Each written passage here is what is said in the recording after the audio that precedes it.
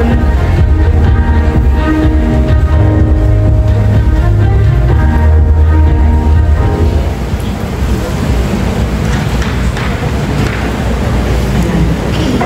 good morning, everyone. Yes, as introduced, I am from the EMB Central Office and from the Water Quality Management section. You may be wondering why the personnel or the officer in charge of the Water Quality Management section is presenting to you the Pollution Control Officer Guidelines. But as mentioned, I am also part of the Technical Evaluation Committee of the Central Office. And it's somehow parang naging tradition na yata sa EMB Central Office na it's the Water Quality Management section who's becoming yung secretariat. I want to clarify some issues. The EMB has an existing functional monitoring system for the compliance of the different agencies. And the one are we in the hospital also included in the mandatory requirement for compliance of EPR law. Sir, yung unang question mo ay if there is a monitoring mechanism for the DENR to monitor other government agencies. Yes, compliance law. Sir, for now, sir, we are about to issue a procedural manual of EPR, and it details roles and responsibilities of each of the stakeholders, including our regional office, kasi medyo vague din po sa ngayon dahil wala pang nasusulat yung roles as to the monitoring side. But we're about to issue a procedural manual po, and there is always an interagency working group between those agencies na na-mention ko po. Kasi we are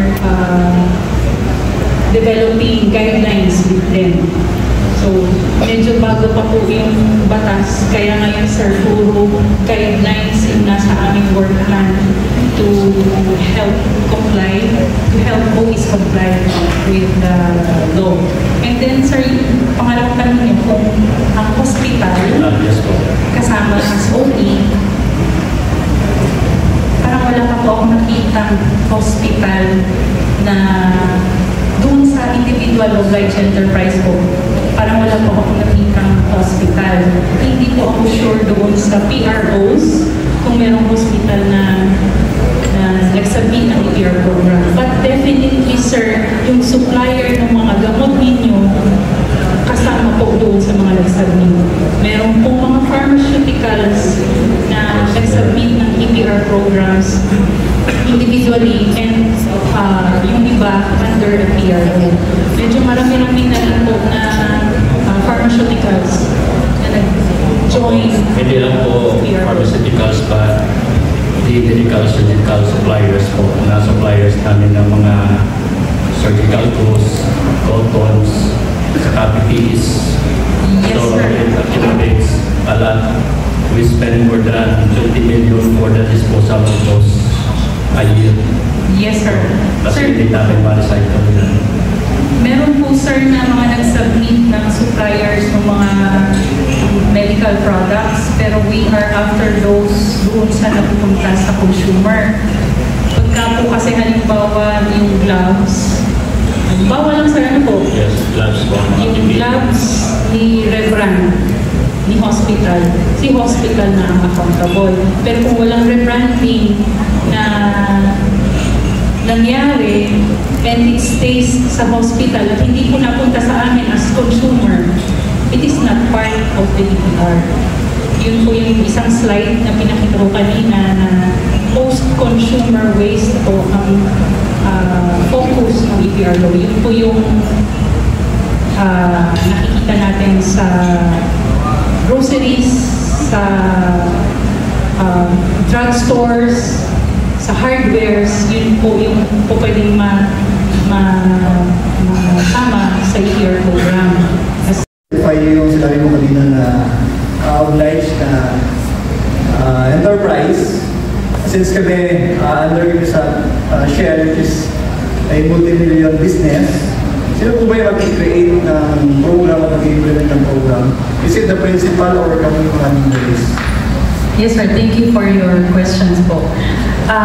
First and foremost po, dalawa lang po yung category or factor na tinitingnan natin kung ikaw ay obliged enterprise. You are generating plastic and you have more than 100 million assets. And kung sino yung magsasubmit, it is usually yung principal or yung head office. I-example ko na lang po yung Jollibee. Ang daming Jollibee franchises nationwide. Pero ang nag-submit sa kanila, yung head office nila, at doon sa report nakalagay doon kung sino-sino yung mga kasama. For you, sir, you can verify po with your head office kung kasama po kayo sa EPR program at sa footprint na dineclare ng Shell. Shell po, sir.